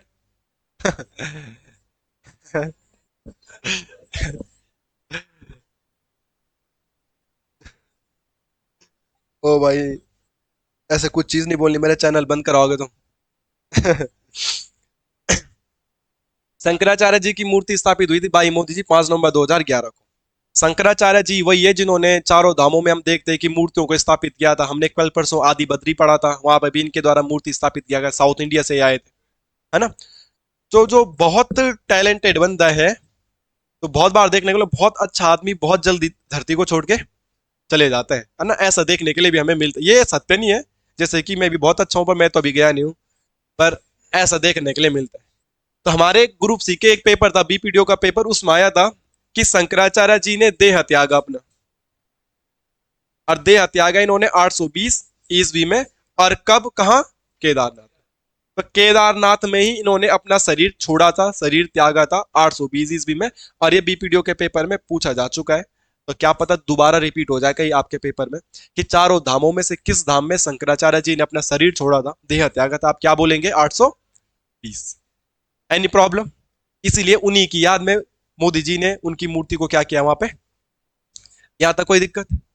अब जो ये मूर्ति स्थापित की गई है शंकराचार्य जी की, इस मूर्ति से भी एक और प्रश्न बनता है दोस्त, कि इस मूर्ति को बनाया होगा किसी ने, और इसको बनाने वाले का नाम है अरुण योगी राज। बहुत फेमस नाम है अरुण योगी राज। अरुण योगी राज वही है जिन्होंने अभी अयोध्या में रामलला की मूर्ति बनाई थी। तो ये ध्यान रखना। तो क्वेश्चन आएगा जो केदारनाथ में शंकराचार्य जी की मूर्ति स्थापित की गई है वो किसके द्वारा बनाई गई है, तो आप लोग क्या बोलेंगे, अरुण योगी राज। वो अपने आप में बहुत फेमस एक पर्सनालिटी है और उनके द्वारा ही इस मूर्ति को आकार दिया गया। हाँ जी दोस्त, समझ में आया? केदारनाथ मंदिर की लोकेशन, ऊपर चौराबाड़ी ताल, साइड से मंदाकिनी नदी, इधर उधर दो पर्वत भरतखंड और खर्चागढ़, नीचे एक पर्वत पुरंदर पर्वत। याद हो रहा है कि नहीं हो रहा है? मंदाकिनी नदी नीचे आई, सोनप्रयाग में कौन नदी मिल गई, बासुकी। फिर हमने पढ़ा आपदा आई, आपदा कब आई, 2013 में, डेट 16-17 जून। उस पर ऑपरेशन चलाया गया सूर्या हो। जब आपदा से तबाही मची थी तो पूजा नहीं हो पाई, कितने दिन नहीं हो पाई, 86 दिन नहीं हो पाई। याद हो रहा है कि नहीं हो रहा है? पक्का? उसके बाद हमने देखा कि इसमें बुक लिखी गई थी तुम क्यों चुप हो केदार। फिर हमने देखा फिल्म बनाई गई थी हिम वीर, किसके द्वारा, फिर से कर दे जरा, अमिताभ बच्चन की आवाज किसने निकाली थी वो? ठीक है, तो अमिताभ बच्चन ने आवाज दी है किस फिल्म में, हिम वीर में। आईटीबीपी कब बनी थी, 1962 में। यहां तक कोई दिक्कत है? बाकी मूर्ति स्थापित हुई कब, 5 नवंबर 2021 में। किसकी मूर्ति, शंकराचार्य जी की। किसके द्वारा, मोदी जी के द्वारा। शंकराचार्य जी ने शरीर कब छोड़ा, 820, 1820 नहीं बे, शंकराचार्य जी उस जमाने के जब भगवान वाला सिस्टम है ना, और 1800 में तो हमारे दादा परदादा आ गए थे, तब भगवान से आदमी इंसान बन गए थे। ठीक है, कलयुग शुरू हो गया था मतलब। 820 नॉट 1820, ठीक है। तो यहां तक की दिक्कत। बाकी अरुण योगी राज के बारे में हमने बता दिया है कि कौन है। बताओ भाई, कोई समस्या दुख तकलीफ? पक्का? पर्वतों के नाम क्या है, खर्चा खंड और भरत खंड। स्लो मोशन लग रहा है मुझे भाई भी। पढ़ा जा रहा है, मेरी राइटिंग थोड़ा खराब है यार, है ना तभी। ओ भाई, ओ भाई, मेरी तो कोई गलती नहीं, आपकी राइटिंग ही खराब है, मैं क्या करूं, ऐसा। ओ भाई, तेरा नाम अमन है ना, तूने मेरा अमन छीन लिया भाई। ये बोल के अभी दिख रहा है, खर्चा खंड और भरत खंड। आइए, पुरंदर पता है ना। चल ठीक है, ये वाली राइटिंग तो समझ में आई। ठीक है ठीक है, चलो ठीक है, कोशिश करूंगा सर सुधारने की, ठीक है। मैं इस पे काम ही कर रहा हूँ कि बस मेरी राइटिंग सुधर जाए। चलो पेन का मॉडल चेंज करता हूँ यहाँ से, क्या पता कुछ बात बन जाए। कुछ भला हो जाए। मेरे से तो लिखा नहीं जा रहा, पेन ही चेंज करके देख लेता हूँ, क्यों भाई। चलो, अब नेक्स्ट हेडिंग लिखेंगे। अभी तो के अभी रुद्रप्रयाग पढ़ना था। रुद्रप्रयाग के बारे में मैं रुद्रप्रयाग की बेसिक इन्फॉर्मेशन और केदारनाथ भगवान के बारे में, शीतकालीन पूजा के बारे में, वो मंदाकिनी नदी के बारे में, चौराबाड़ी के बारे में, शंकराचार्य जी के बारे में, सोनप्रयाग के बारे में, और वो बासुकी और ताल वाल जो थे गांधी सरोवर के बारे में, अरुण योगी राज और मूर्ति के बारे में, इतनी बातें पता चल गई। क्या इतनी बातें याद कर लेंगे आप लोग? कोई प्रॉब्लम? क्लास में ही याद करना, ठीक है, घर जाके बस उसे रिवाइज करना है, ओके। और घर में अपना अलग से भी पढ़ना है, और क्या पढ़ना हो मैं तुम्हें बता चुका हूँ, ओके। नेक्स्ट, अब कुछ और चीजें पढ़ने का प्रयास करते कि क्या है क्या नहीं। समझ में आ रही बात है? आप महिला कांस्टेबल का पेपर देखोगे एक बार, लड़की लड़की की कांस्टेबल की भर्ती आई थी, तो उसमें आ रखा था पॉइंट। तो एक जगह है गौरीकुंड, केदारनाथ जाते समय रास्ते में पड़ता है क्या, गौरीकुंड। तो ये अंतिम बस स्टेशन है, क्या है, अंतिम स्टेशन। तो केदारनाथ जाने का अंतिम स्टेशन क्या है, गौरीकुंड। मतलब यहां से आगे आप गाड़ी लेके, इसके बाद शटल व्यवस्था चलती। शटल मतलब समझते हैं आप, शटल किसे बोलते हैं, सामान्यतः शटल किसे कहते हैं? शटल शब्द तो सुना है कभी? अरे गाड़ी वाड़ी छोड़ो, कभी शटल शब्द तो सुना है तुमने, नॉर्मल शटल? क्या बोल रहा है, सेटलमेंट नहीं, शटल शब्द तो सुना, शटल। शटल शब्द ही नहीं सुना है, शटल तो सुना होगा। चलो, जैसे हम केदारनाथ भगवान जी की यात्रा करने के लिए जा रहे हैं ना, तो यहां से पैदल पैदल रास्ता है तप्तकुंड से, ठीक है। तप्तकुंड, अभी तो तप्तकुंड डूब भी गया है, मगर जब मैं गया था तब तब तप्तकुंड वहां पर गर्म पानी उबलता हुआ पानी रहता वहां पे, तो उसको नहाते। अरे भी इसी याद बाढ़ नहीं आ गई भी कुछ समय पहले, कब गया तू? क्या? हाँ तो पिछले साल ही तो आई बाढ़, बाढ़ नहीं आई दोबारा, वो वाली बाढ़ नहीं। अभी जो नई नई बाढ़ आई है, अभी तो रास्ते भी चेंज कर दिए। केदारनाथ मंदिर जाने का जो मूल रास्ता था उसमें भी बदलाव कर दिया, रास्ते रास्ते में टूटा ना तो उन्होंने रास्ते भी चेंज कर दिए।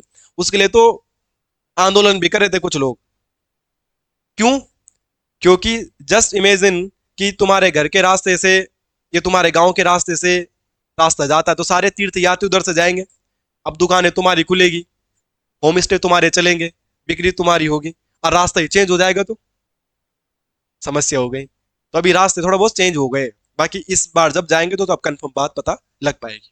और तुम ये समझो बात को कि जैसे यहां से हमने पैदल पैदल चलना है, और यहां तक रोड भी है, मगर हम अपनी गाड़ी लेके कोटद्वार से गए तो मैं अपनी गाड़ी लेके यहां तक नहीं जा सकता, पुलिस वाले मुझे रोक देते हैं। और इस जगह का नाम क्या है?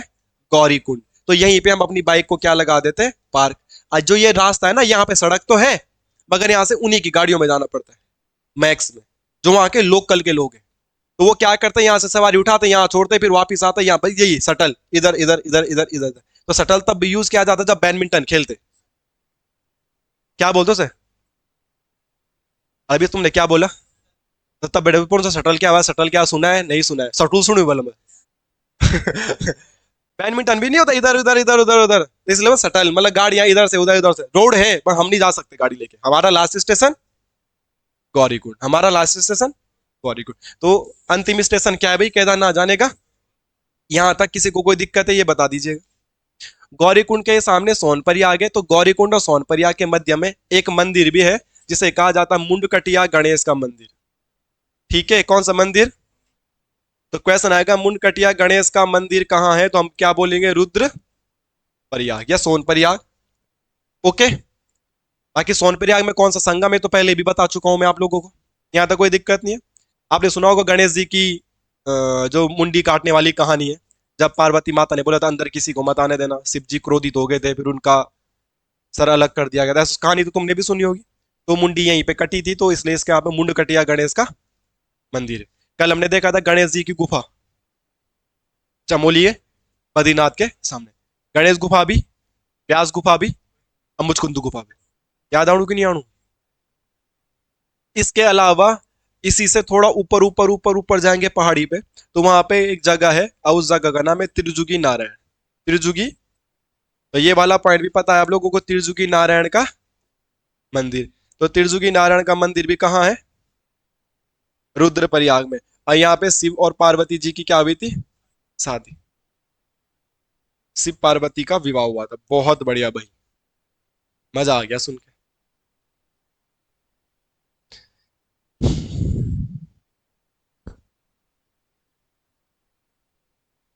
हो गया कि नहीं? बेसिक बातें पता चल रही है ना? नहीं नहीं नहीं, ऐसी बस याद कर लेंगे। चलो, हम नीचे आएंगे तो रुद्रप्रयाग में एक शहर है जिस शहर का नाम तुमने सुना होगा, अगस्त। अगस्त या ऋषि की तपस्थली थी, इसलिए अगस्त मुनि एक छोटा सा मार्केट है, रुद्रप्रयाग के हिसाब से काफी बड़ा मार्केट है। कभी वहां भर्ती भी होती थी फौज की, आज से 7-8 साल पहले वहां फौज की भर्तियां आती थी। फिर फौज की भर्तियों ने एक बार आना शुरू किया देहरादून में, 2-3 बार वहां पे फौज की भर्तियां हुई। फिर फौज की भर्ती ने एक बार आना शुरू किया कोटद्वार में, उसके बाद कोटद्वार से कहीं गई नहीं भर्ती। तो लगभग तब से, जब से कोटद्वार में भर्ती शुरू हुई तब से, हाँ, रूट की होने लगी, ओपन भर्ती भी। अच्छा अच्छा, चलो बढ़िया। तो अब क्या पता रूट की साइड से ले गए, नहीं तो कोटद्वार काफी भर्तियां होगी ना। हाँ बहुत। पहले भर्तियां उत्तरकाशी में भी आती थी, हरिद्वार में भी आती थी, गौचर में भी आती थी, सब जगह भर्ती होती थी। बट एक बार उन्होंने देहरादून सेलेक्ट किया तो फिर देहरादून ही होने लगी थी, गढ़वाल रायफल की भर्ती। और फिर कोटद्वार में तो काफी भर्ती हुई। और अब तुम बोल रहे हो रूट की है, तो तब कोटद्वार तो तू इसलिए चाहता है कि तू कोटद्वार का है ना, और जो दूर से आ रहा है तो वो चाहता है कि वो वही हो जाए भर्ती ना, जो चमोली यार दूसरे प्रयाग वालों के लिए तो अगस्त मुनि ठीक है, उनको भी तो यहाँ दिक्कत होती है। तो अगस्त मुनि है यहाँ पे, कहाँ पे? रुद्रप्रयाग में। तो अगस्मुरी में दो नदियों का क्या होता है? संगम होता है। तो मंदाकिनी और धूलगाड़, नदी का नाम क्या है? धूलगाड़। ठीक है, अगस्त के महीने में धूल उड़ती है तो ऐसा याद कर देंगे। एक नदी का नाम तो मंदाकिनी हो गई होगा। अमन भाई, साफ साफ लिखने का प्रयास मैं कर रहा हूं, बट कहीं पे दिक्कत होगी तो माफी चाहता हूं मेरे भाई। मंदाकिनी और धूलगाड़, ठीक है, कल से लिख के लाऊंगा मैं राइटिंग का। यहां तक कोई दिक्कत किसी को नहीं? नेक्स्ट, अगला मंदिर है, सारे मंदिर है, ठीक है। अगस्त मुनि में भी मंदिर ही है, अगस्त्य मुनि का। ठीक है, तो अगस्त्य मुनि का मंदिर है, अगस्त्य मुनि के तपस्थली बोलोगे तो अगस्त मुनि तो कोई तुक्का लगा ही देगा। कि नहीं लगा पाओगे? अगली जगह कालीमठ। तो कालीमठ सिद्धपीठ भी कौन से जिले में पड़ेगा आपका? रुद्रप्रयाग में। याद कर लेंगे आप, कालीमठ सिद्धपीठ भी कहां पड़ेगा। और यहीं पे एक जगह है जिस जगह का नाम है कविल्टा। क्या है? कविल्टा इज ए प्लेस। और इसी कविल्टा में जन्म हुआ था कालिदास जी का जन्म। कालिदास जी का जन्म कहां पे हुआ था? कविल्टा में हुआ था। कालिदास जी को भारत का शेक्सपियर कहा जाता है। शेक्सपियर की कहानियां, शेक्सपियर के बारे में तुमने सुना होगा। तो भारत का शेक्सपियर किसे कहा जाता है? कालिदास को कहा जाता है। कालिदास रहते कहां थे? आपके कोटद्वार के कन्नौज में। पर पैदा कहां हुए? कविल्टा में। कविल्टा कहां है? कालीमठ। कालीमठ का है? रुद्रप्रयाग। एनी प्रॉब्लम यहां तक? कुछ समस्या? कालिदास की जन्म स्थली पूछा जाएगा कविल्टा, कर देंगे आप लोग? कालिदास की कहानियां सुनी है तुमने? कालिदास पहले से विद्वान था क्या? कालिदास की कौन सी कहानी सुनी है तुमने? पेड़ पे ऊपर चढ़ा है और नीचे से उसे काट रहा है। पहले जमाने में तुमने नाम सुना होगा उर्वशी, अंपाला, घोषा, मतलब जो विद्वान विद्वान महिलाएं होती थी। हाँ, विद्वान विद्वान जो महिलाएं होती थी पहले जमाने में, वो अपना करवाती थी स्वयंवर। बहुत बढ़िया। स्वयं मतलब खुद से। अवर मतलब? वर मतलब छाटना नहीं होता, दूल्हा होता है बे यार। वर वधू भी नहीं पढ़ा तुमने?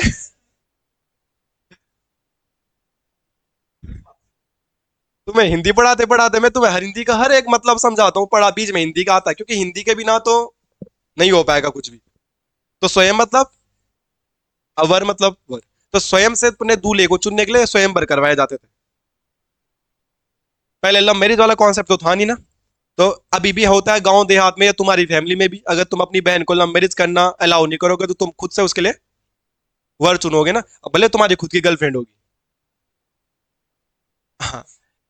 हम अरेंज मैरिज में पता दिक्कत क्या है? कि घर वाले 20-25 साल तक अपनी बेटी को या अपनी बहन को बोल दे कि पराये लड़कों से बात नहीं करनी, बात करना गलत है, ये नहीं करना।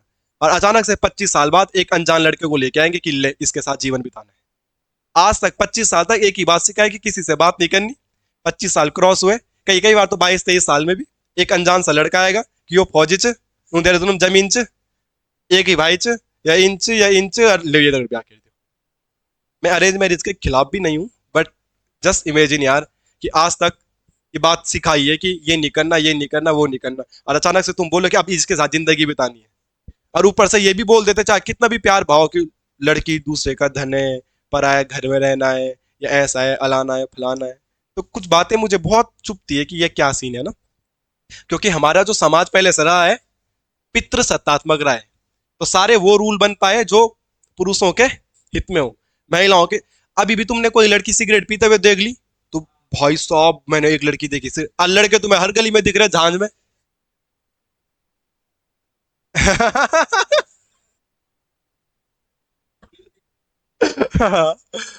कहने का मतलब ये है मेरा कि जो रूल बने थे वो पितृ सत्तात्मक के हिसाब से ज्यादा बने थे। ठीक है, चलो तब।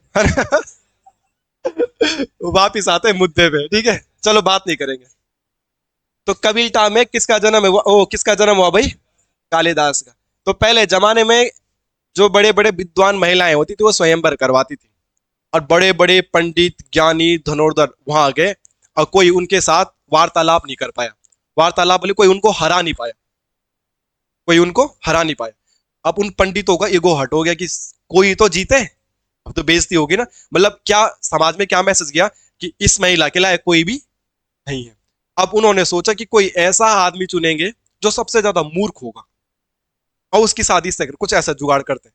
तो रास्ते में चल रहे थे ने कालिदास मिला। डाला मत्थी बटियो तलवा डाल कर ऊल वालो ठीक से कालिदास को लेके चले गया। कालिदास को लेके गए तो उनको तो पता था तो मूर्ख है। वो तो देख तो आया कि इधर बैठा हुआ इधर से काट रहा है। तो उन्होंने उस महिला को बोला कि ये है सबसे विद्वान, इसके साथ जीत के दिखाओ, मगर एक शर्त है कि इसके मौन व्रत चल रहे, बात नहीं करेगा। अब महिला ने सोचा होगा कि असली विद्वान होगा तो ठीक है ना। तो उन्होंने ऐसा बोला था कि ईश्वर एक है। महिला ने उधर से तो जवाब दे। और उस कालिदास ने सोचा कि साला मुझे उंगली दिखा रही है, उसने इधर से मुट्ठी दिखा दी कि मुक्का। उसने तो ऐसे दिखाया। और जो उसके साथ चतुर पंडित है, उन्होंने बोला कि ये बोला ईश्वर एक है मगर शरीर 5 तत्वों से मिलकर बना हुआ है। तो महिला ने सोचा यार ये तो खतरनाक ही, खतरनाक ही बात बोल रहा है।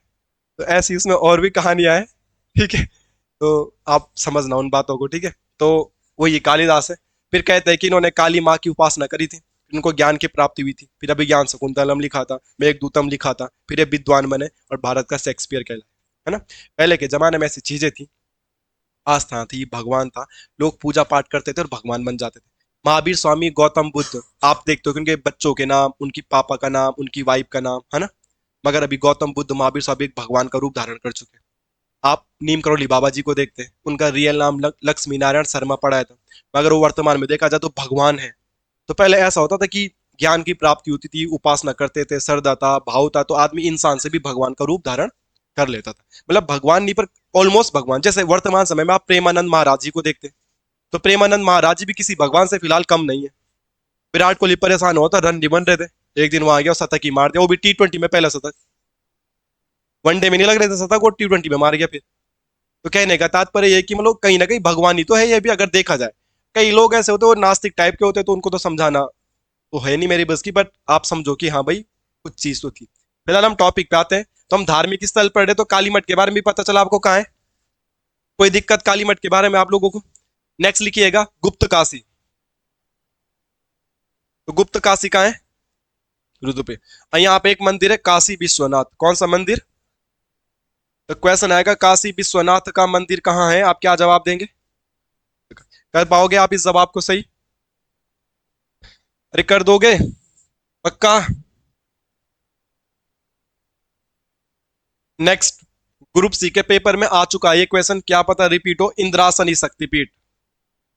कौन सा शक्तिपीठ, इंद्रासनी शक्तिपीठ। तो दोस्तों अगर आपसे पूछा जाएगा इंद्रासनी शक्तिपीठ कहाँ है, तो आप क्या बोलेंगे, रुद्रप्रयाग। इंद्रासनी शक्तिपीठ कहाँ है। अब इसमें एक इंपॉर्टेंट बात यह है कि सांप के काटने पर यहां पूजा होती है, सांप के काटने पर पूजा तो नहीं होती, पर आप देख लीजिएगा जब आदमी को कोई सांप काटता है बोला, तो वह आदमी इस मंदिर में चले जाता है और रात भर मंदिर के अंदर ही रहता है, फिर बात नहीं करता किसी से, घर नहीं जाता है, और तब सुबह घर जाता है तो उस पर जहर नहीं लगता सांप का। वर्तमान में भी है और मान्यताएं अभी भी उस गांव साइड ऐसा है ना। अलग अलग गांव में अलग अलग मान्यताएं होती हैं और इन बातों को हमें मानना भी चाहिए अगर हम देवभूमि में रहते हैं। बाकी पुलिंडा वाले भाई ने बोला भी था ये हमारा उत्तराखंड देवभूमि है। तो क्वेश्चन आएगा निम्न में से कौन सा ऐसा मंदिर है जो सांप के काटने पर जहां पूजा की जाती है, जिस मंदिर में जाया जाता है। इस प्रकार से कोई भी क्वेश्चन आपसे रिलेशन करके पूछ दिया जाए तो आप क्या बोलोगे, इंद्रासनी शक्तिपीठ। किसी को कोई दिक्कत है यहाँ पे। इसके अलावा यहाँ पे एक और मंदिर है और मेला भी लगता है, हरियाली देवी मेला। तो क्वेश्चन आएगा हरियाली देवी मंदिर कहाँ है, तो ये भी रुद्र पे। देखो तुंगनाथ का है रुद्रप्रयाग में, मधमेश्वर का है रुद्र पे, ये तो हम पढ़ेंगे पढ़ेंगे। कार्तिक स्वामी ये तो बहुत फेमस है ना, तो ये तो हम अगर पेपर में भी आएगा तो कर ही पाएंगे। मगर ऐसा जो छुटकू छुटकू से ये पेपर में आते तो कंफ्यूजन करते हैं, तो इसलिए मैंने इनको सबको एक सामने लिखा दिया। तो हरियाली देवी मंदिर आपसे पूछा जाएगा तो आप क्या बोलोगे मेरे दोस्तों, रुद्रप्रयाग। कोई दिक्कत है किसी को, यहाँ तक बातें हो जाएगी कंप्लीट। और अब हम पढ़ते आगे। तो अब हम उन चीजों को पढ़ते जो हमने पहले से भी सुने हैं, और अब पढ़ेंगे हम कार्तिक स्वामी। तो कार्तिक स्वामी मंदिर तुमने पहले भी, हाँ जी, हरियाली देवी मेला मंदिर है तो मेला लगेगा मंदिर में। नेक्स्ट है कार्तिक स्वामी मंदिर। तो कार्तिक स्वामी मंदिर कहाँ है मेरे दोस्त, रुद्रप्रयाग में। कार्तिक स्वामी मंदिर कौन से पर्वत पे, तो क्रौंच पर्वत पे। कौन से पर्वत पे, क्रौंच पर्वत पे। और यहाँ का जो ट्रैकिंग शुरू होता है या पैदल मार्ग शुरू होता है मुख्य वाला, तो वो होता है कनक चोरी से। कहाँ से, कनक चोरी से। तो क्वेश्चन आएगा ट्रैकिंग कहाँ से शुरू होता है, तो हम क्या बोलेंगे, कनक चोरी से। वैसे जो बैकग्राउंड में गांव है उधर घिमतोली घुमतोली करके, उधर से गाँव के अलग अलग रास्ते भी है, बट जो मुख्य रास्ता हम जोग जाते तो हम कहाँ से जाते, कनक चोरी से जाते, ठीक है। कार्तिक स्वामी का मंदिर धरती पे एकमात्र ही मंदिर है। बाकी कार्तिक स्वामी के बारे में आपने सुना होगा, गणेश जी और कार्तिक जी की कहानी, शिव जी और पार्वती के पुत्र थे ना। तो इनमें होड़ रहती है कि सबसे पहले धार्मिक अनुष्ठानों में किसकी पूजा होगी।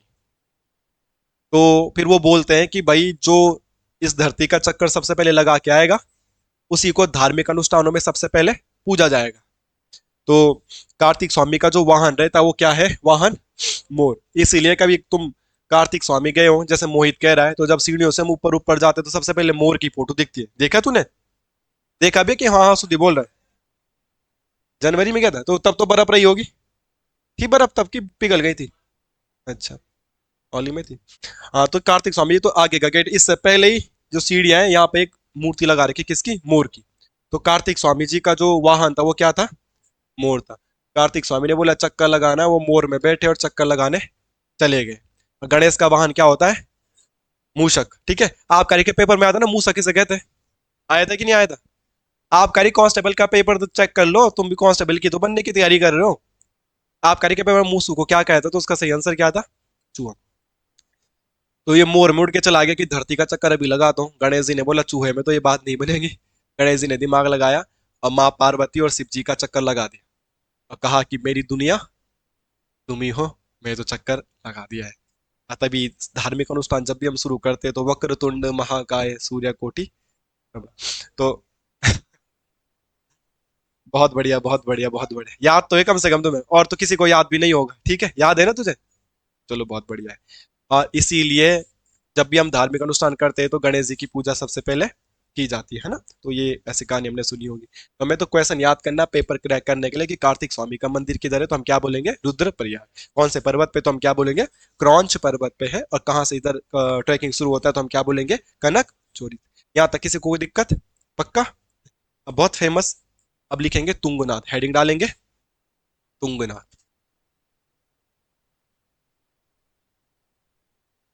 तुंगनाथ कौन कौन गया है भाई? गया है तो तुंगनाथ? कब गया तो तुंगनाथ? पिछले साल? मतलब बर्फ में गया है कि नॉर्मल गया, गर्मी उसी टाइम पे? गर्मियों के टाइम? गर्मियों के टाइम पे जाओगे तो मतलब बहुत ट्रैकिंग तब नॉर्मली दिखता है ना, जैसे हमारे यहाँ के पैदल पैदल की जाऊं बोल बुलंद में, जैसे चरो चरे जाऊं पैदल पैदल, ऐसे तो लगता है फिर। तिवारी, तिवारी ढाबा बड़े मत्ती। मगर बर्फ के टाइम पे जाओगे तो बहुत मुश्किल भी हो जाता है चढ़ना ना, कि फिसलता आदमी, ऊपर तो चढ़ जाता आदमी पर नीचे आने में थोड़ा बहुत दिक्कत हो जाती है ना।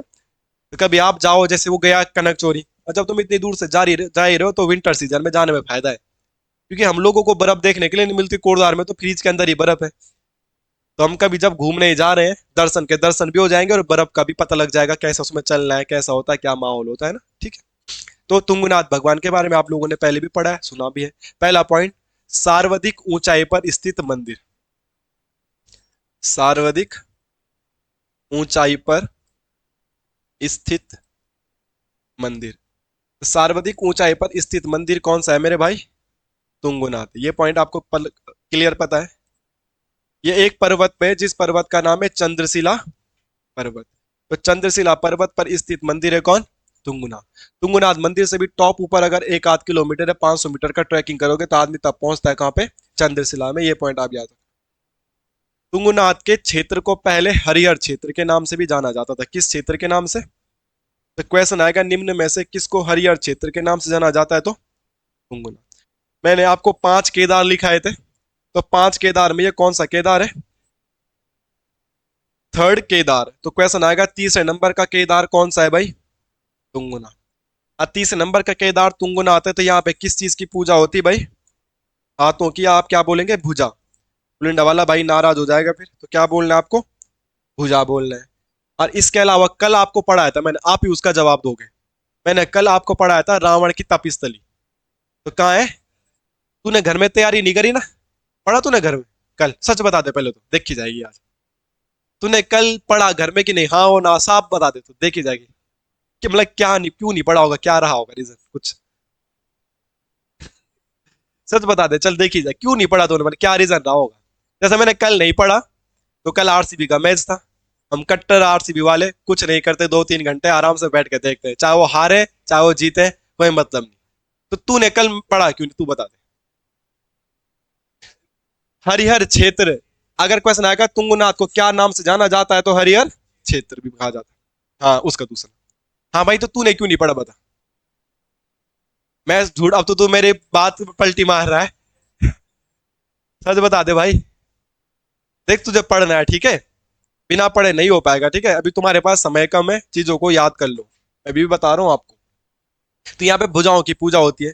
तो कल मैंने आपको एक चीज बताई थी, तो अगर आपसे पूछा जाएगा रावण शिला, तो रावण शिला भी कहाँ होगा? तुंगनाथ में होगा। पक्का? बट अगर आपसे पूछा जाएगा बैरास कुंड, तो बैरास कुंड कहां पे था? चमोली के 10 मौली। कल मैंने तो आपको मौली का मतलब भी बताया था, चंद्रमौली भी बताया था, 10 मौली भी बताया था। क्या फायदा फिर बता के यार, तुम अगर याद ही नहीं करोगे तो। तो बैरास कुंड 10 मौलीगढ़ में रावण ने क्या करी थी? तपस्या। तो रावण की तपस्थली 10 मौलीगढ़, पर रावण शिला तुंगनाथ। ठीक है। अब मौली का मतलब सर, और चंद्रमौली शिव जी। अरे चंद्रमा किसके सर पे होता है? शिव जी के। और 10 मौली 10 सर किसके? हाँ कि ना। स्वयंवर, स्वयं मतलब खुश, खुद। अवर मतलब चुनना। ठीक है। पति परमेश्वर, हाँ, पति का पर्यायवाची होता है कांत, पति, नाथ, स्वामी। ठीक है। तो इन सबको किसके पर्यायवाची है? पति के। आप पढ़ नहीं रहे हो क्या घर में विलोम शब्द पर्यायवाची तत्सम तद्भव? अगर नहीं पढ़ रहे दोस्त तो आप भूल जाओ कांस्टेबल बनना, बुरा मत मानना, मगर नौकरी लगने के लिए पढ़ना पड़ेगा ना। आप वो तो रटने वाली चीज है, आप अपनी तरफ से भी पढ़ो। आप यही वेट करोगे टीचर लिखाएगा तो हम पढ़ेंगे? आपको जो चीजें स्वयं से हो सकती है वो स्वयं से करते रहना है, ठीक है। ध्यान रखें आप बातों को। तो ये किसके बारे में बात थी? तुंगनाथ के बारे में ये बात थी। इस बात से आप लोग सहमत है तुंगनाथ के बारे में? अब इसके बारे में और आगे लिख लीजिएगा, क्या लिख सकते हैं। इनकी भी कपाट बंद होते हैं तो शीतकालीन पूजा कहीं और होती होगी, तो इसके शीतकालीन पूजा कहाँ होती है? मकूमठ में। बहुत अच्छा जवाब दिया भाई। तो लिख लीजिएगा शीतकालीन पूजा। और शीतकालीन पूजा कहाँ पर है भाई? मकू मठ में। तो शीतकालीन पूजा तुंगनाथ की कहाँ पे होती है? मकूमठ में होती है। ये पॉइंट भी आप लोगों को याद रखना है। इस बात से आप लोग सहमत हैं? कोई दिक्कत किसी को? इसके अलावा पूछा जाएगा जो तुंगनाथ है, यहाँ का ट्रैकिंग स्थल कहाँ से शुरू होता है? ठीक है। तो आप लोगों को ये पता है, चौपता सब लोगों ने सुना है। तो ट्रैकिंग जो इसका स्टार्टिंग पॉइंट है वो होता है भाई साहब कहाँ से? चौपता से। और इस चौपता को मिनी स्विट्जरलैंड के नाम से भी जाना जाता है। चोपता को मिनी स्विट्जरलैंड के नाम से भी जाना जाता है। ये पॉइंट आप लोगों को याद रखना है। किसके बारे में? चोपता या तुंगनाथ जी के बारे में। किसी को कोई दिक्कत है यहां तक?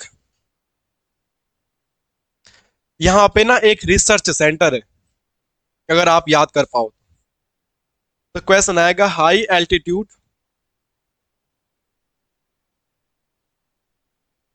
प्लांट फिजियोलॉजी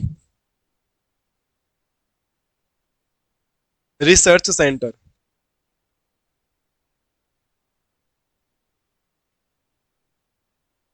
तो ये भी कहाँ है? तुंगनाथ। कभी क्वेश्चन आएगा high altitude plant physiology research centre कहाँ है, तो इसका नाम भी आप क्या बोलोगे? तुंगनाथ में है। वो अलग है, वो दोस्त अलग है, ठीक है। वो अलग है। जो श्रीनगर वाला है वो अलग है, पौड़ी श्रीनगर वाला, और ये अलग है, ठीक है। किसी को तो कुछ पता ही नहीं, देखो उसको कम से कम इतना तो पता था कि कुछ है ऐसा, ठीक है। नेक्स्ट लिखिएगा लास्ट हेडिंग मद महेश्वर। ये लिख दिया दोस्तों आप लोगों ने? पक्का? लिखो लिखो लिखो, जल्दी लिखो दोस्त। High altitude plant physiology research centre, क्या बोलोगे आप? तुंगनाथ में। और ट्रैकिंग स्टार्ट कहां से होती है? चौपता से। चौपता को क्या कह रहे हैं? Mini Switzerland. कौन सा नंबर का केदार? 300 नंबर का। शीतकालीन पूजा मखूमठ, हरिहर क्षेत्र तुंगनाथ। और कौन सा पर्वत? चंद्रशिला पर्वत। तो यही बेसिक बातें थी। अब पूजा भुजाओं की। और रावण शिला भी तुंगनाथ। रावण तपस्थली बैरासकुंड। बैरासकुंड 10 मौलीगढ़, और 10 मौलीगढ़ चमोली। और मौली मतलब चंद्रमा, और चंद्रमौली मतलब शिव। सारी चीजें रिलेशन बना के पढ़ोगे ना, रिलेट करके चीजों को याद करोगे तो चीजें जल्दी याद हो जाएगी। ऐसे इमला लिखा होगा तो मैं तो इमला करके याद नहीं होगी। याद तक क्लियर है? अब एक मिसिंग पॉइंट है, हरिहर क्षेत्र को देख के मुझे याद आया, मैं वो लिखा देता हूँ आपको। हमने पढ़ा था केदारनाथ, पढ़ा था कि नहीं पढ़ा था? तो केदारनाथ भगवान जी के बारे में हमने जितने भी पॉइंट बन सकते थे वो लिखने का प्रयास किए थे। तो अभी आपने देखा कि तुंगनाथ का एक नाम है हरिहर क्षेत्र। तो ऐसे ही याद कर लेना कि केदारनाथ का जो ओल्ड नाम या केदारनाथ का एक अलग नाम है वो है भृंगतुंग। क्या है? तो क्वेश्चन आ गया निम्न में से किस केदार को भृंगतुंग नाम से जाना जाता है, तो आप क्या बोलेंगे? केदारनाथ। ठीक है, हाँ जी। कौन सा बुक?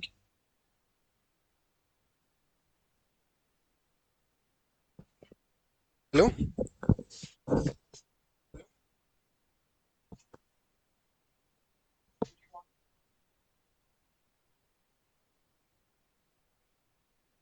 बोलो क्या बोल रहे हैं आप लोग। गुरसो बुग्याल, गुरसो तो नहीं है यहाँ, वो तो बद्रीनाथ साइड है। औली में, औली के सामने दिखता है गुरसो बुग्याल। ठीक है। तो अब हमने एक लास्ट हेडिंग बच गई थी, और उस लास्ट हेडिंग का नाम क्या होगा? मद महेश्वरनाथ। मद महेश्वरनाथ जी का फोटो मैंने आपको दिखाया था। ये फोटो जो है कहाँ का है? मद महेश्वरनाथ का। तो आप हेडिंग डालिएगा आखिरी, और हेडिंग क्या हो गया आपकी? मद महेश्वर नाथ। मद महेश्वरनाथ कौन से नंबर का केदार है दोस्तों? अभी अभी तुंगनाथ भी तृतीया, इसको भी तृतीया बोल दोगे? द्वितीय। यहाँ पे किस चीज की पूजा होती दोस्तों? नाभि की पूजा है, ये ध्यान रखना। और आपने देखा था तुंगनाथ भगवान के शीतकालीन गद्दी स्थल कहाँ है? मकूमठ। तो इनका कहाँ होगा? उखीमठ। केदारनाथ जी का भी कहाँ था? उखीमठ। तो इनका भी कहाँ है? उखीमठ। बद्रीनाथ जी का कहाँ है? जोशीमठ। और केदारनाथ जी का तो उखीमठ पता चल गया है। गंगोत्री का कहाँ है? मुखवा गांव। यमुनोत्री का कहाँ है? खरसाली। ठीक है। और रुद्रनाथ जी का कहाँ है? गोपीनाथ। गोपीनाथ मंदिर गोपीनाथ, याद नहीं आ रहा? ठीक है। तो ये था किसके बारे में? रुद्रप्रयाग जिले के बारे में, या मद महेश्वर जी के बारे में। तो ये बात आप थोड़ा बहुत ध्यान रख लेना, याद है कैसे कैसे चीजों को याद करना है। आज काफी चीजें तुम लोगों को याद भी हो गई होगी, जो चीजें याद नहीं हुई होगी आप कल में जब नया जिला पढ़ाऊंगा तो ये पुराना याद हो जाना चाहिए। ठीक है। समाप्त करें आज। अब थोड़ा पढ़ते हैं दूसरा सब्जेक्ट। क्या है दूसरा सब्जेक्ट? रीजनिंग। रीजनिंग में क्या चल रहा है हमारा? Distance and direction. उसकी जो ट्रिक्स है, जो शॉर्टकट है, वो सारा शॉर्टकट में आप लोगों को बता चुका हूं। अब हमने लॉन्ग कट वाले मेथड करने थे, जिसमें हमको प्रैक्टिकली चित्र बनाना पड़ेगा। और इसमें एक परिमेय लगती है, पाइथागोरस प्रमेय। और पाइथागोरस प्रमेय के बारे में कल आपको बताया था, और शायद से एक या दो क्वेश्चन कराए थे, और आज हमने उसकी क्या करनी है। कोई प्रॉब्लम? ठीक है। जो भी लिखा है आज वो सब कल याद हो जाना।